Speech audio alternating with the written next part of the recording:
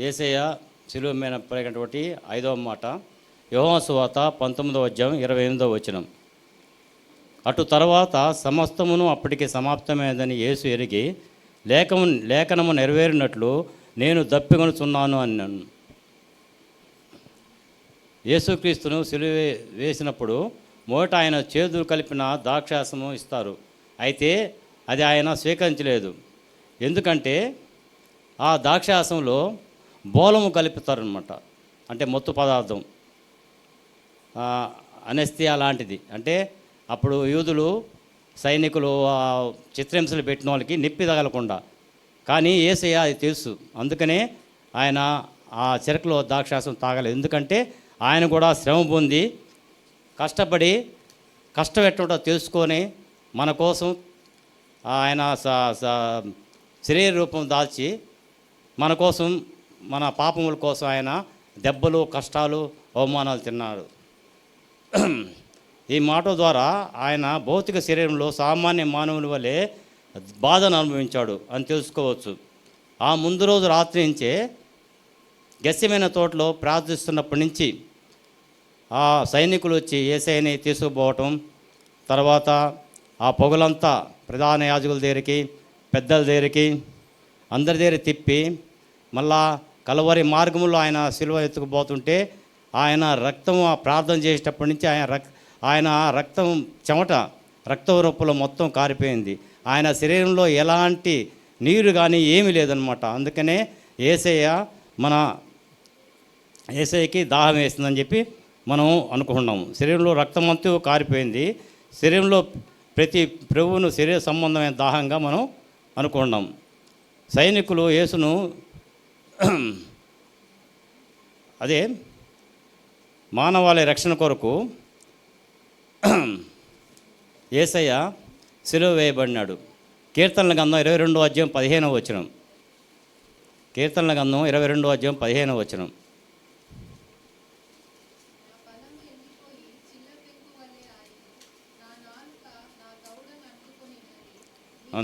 చాలమ్మా.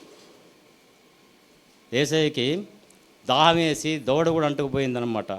నా బలము ఎండిపోయి చిల్ల పెంకు వలె ఆయను, నా నాలిక నా దవడను అంటుకొని ఉన్నది. అంటే అంత దాహంతో యేసయ్య ఎంతో కష్టపడ్డాడు.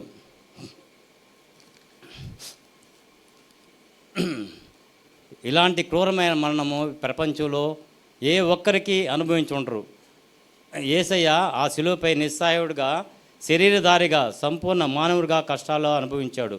ఆయన పొందిన దెబ్బల చేత మనకు స్వస్థత కలుగుతుంది. ఆయన పొందిన శ్రమలు మన రక్షణ కొరకై ఉన్నవి. ఆత్మను రక్షించే దాహం.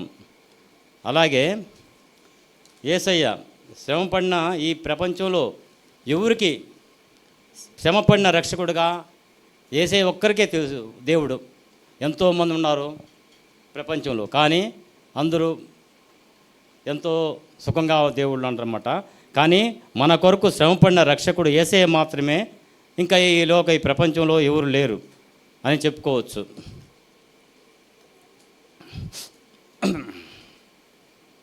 కీర్తనల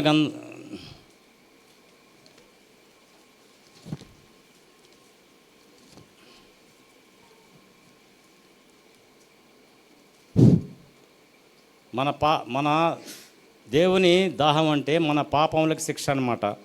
దోషభారం, మన దోషభారము యేసయ్య అనుభవించారనమాట. శరీర సంబంధమైన దాహం.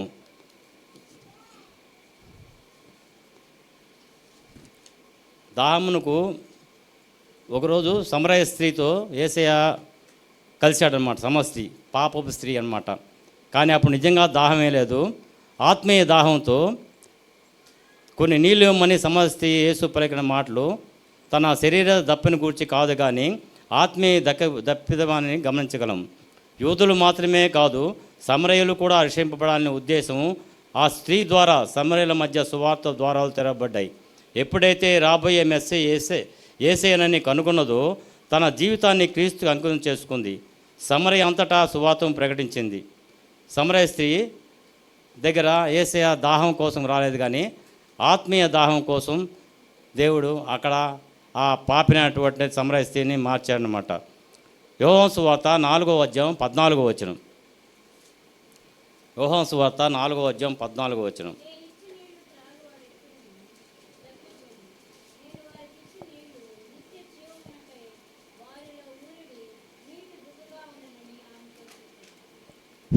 సమాజ స్థితితో దేవుడు సిలువలో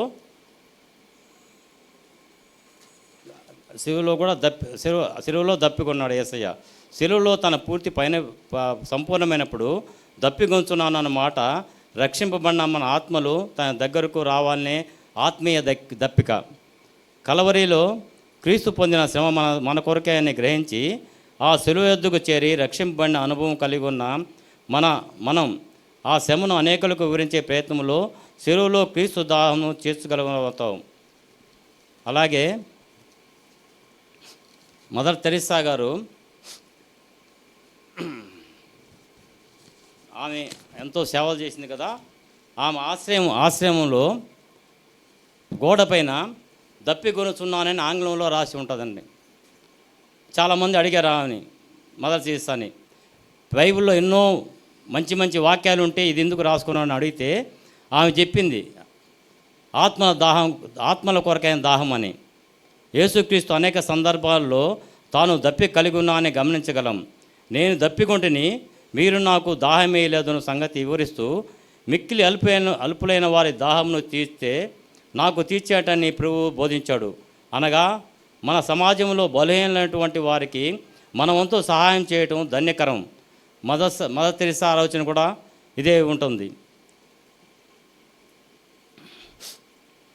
అలాగే యేసయ్య మన కొరకు సిలువ వేయబడి ఎన్నో శ్రమలు, ఎన్నో అవమానాలు పొంది ఆఖరికి మన రక్షణ కోసం ఆయన ఎంతో త్యాగం చేసి ఈ లోకానికే రక్షకుడిగా అవతరించాడు. అలాగే ఘోర పాపులైనటువంటి మమ్మల్ని అందరినీ కూడా యేసయ్య రక్షణలోకి నడిపిస్తున్నాడు. ఈ 7 వాక్యాలు ఎంతో అమూల్యమైనవి. యేసయ్య ఎన్నో బోధలు చేసినా కానీ ఈ లాస్ట్లో ఆఖరి సిలువలో ఆయన పలికిన 7 మాటలు ఎంతో గొప్ప ఆణిముత్యాలు లాంటివి. అందుకనే ఈ ప్రపంచమంతా ఈ 7 మాటల గురించి చెప్పుకుంటూ ధ్యానించుకుంటారు.